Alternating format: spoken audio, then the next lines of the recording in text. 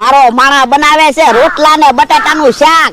આજ તો ખીજાણો એને કીધું સુગંધીદાર શાક બનાવજે. નો પૂરા મસાલા નાખે, નો આદુ કોથમરી નાખે, હાવ પાણી જેવું શાક બનાવે. આજ તો એને કીધું શાકમાં સુગંધ આવવી જોવે. લ્યા ભલા દાદા, બટાટાનું શાક બની ગયું. જોવો તો સુગંધ આવે. હે, કેમ એટલી બધી સુગંધ આવે?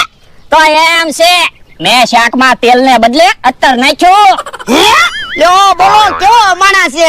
સુગંધીદાર શાક બનાવવાનું કીધું તો શાકમાં અત્તર નાખ્યું. હવે આવું શાક કેમ ખાવું? ના રે ના, તું શાક.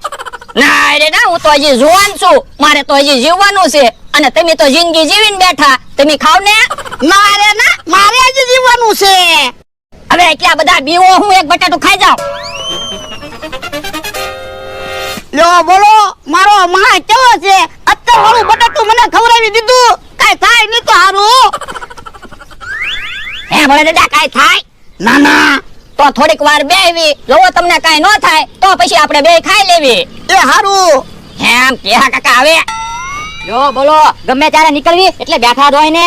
અમારી વાડીએ તો અમે બેઠા જ હોય ને. તો પણ બેહી હું રહ્યો, કાક કામ કરતા હોય તો એ અમે બેહી રહેવી કે કામ કરવી? અમે કોઈ દિવસ તમારી પાસે ઉશીના પૈસા માંગવા આવ્યા? ના ના, તો પણ સલાહ હું આપે? આ તો ખાલી કહું છું. હે, અત્તરની સુગંધ કેમ આવી? એ ભોળા દાદા એ કપડામાં અત્તર સાટ્યું ને એટલે. ઠીક. ભોળા દાદા, હવે બટેટાનું શાક ન ખવાય હો. આ ઈ હાસુ. હે, મમરાભાઈ આવે છે. ઈ ભોળા દાદાની બેઠા છે ને? હા બેઠા. એ મેન બકુલભાઈ રેકોર્ડિંગ સ્ટુડિયો બનાવ્યો છે, તમારે ગીત ગાવા આવવાનું છે. પણ મને ક્યાં ગાતા આવડે? પણ તમે હું કામ બળતરા કરો? બકુલભાઈ તમને શીખવાડી દે. મારી અને બકુલભાઈની એવી ઈચ્છા છે, પહેલું ગીત તમારી પાસે ગવડાવવું છે. ભોળા દાદા, તો ગીત ગાવા જાવ ને. ભોળા દાદા, એ ગીત તમે ગાશો અને ગીત વાયરલ થઈ જશે ને તો તમે મશહૂર સિંગર બની જશો. હે, મશહૂર સિંગર એટલે? એ તમે ફેમસ થઈ જાહો. હે, તો ભોળા દાદા તમે જાતિ જિંદગી ફેમસ થઈ જાહો. ગીત ગાવા જાવ. હે, મમરાભાઈ તમે જાઓ, હમણાં અમે આવી. એ હારું. ભોળા દાદા થોડીક વાર બેહો. પણ હું લેવા જાય તો કે? યો બોલો, હું લેવા ગયો છે? ભોળા દાદા, આજ પહેલી વાર તમે સ્ટુડિયોમાં ગીત ગાવા જાવ છો. હા, લ્યો હાર પહેરી લ્યો. એક બટાટું ખાઈ જાવ. બટાટો રેવા દે. તો મોરસ ખાવ.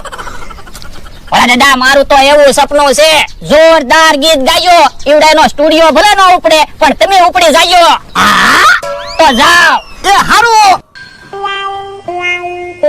મને તો એવું લાગે ભોળા દાદા એવું ગીત ગાશે ડંકો વાગી જશે. હે, કેમ એકલા આવ્યા? ભોળા દાદા કેમ નો આવ્યા? ઈ કે તમે જાઓ, હમણાં એની આવી. જો બોલો, નહીં આવે તો આપણે ખોટ જાહે. હે, ઈ આમ આવ્યા. આયા સ્ટુડિયો બનાવ્યો હા, મોરચમાં પહેલું ગીત તમારે ગાવાનું છે. એટલે તો હું આવ્યો.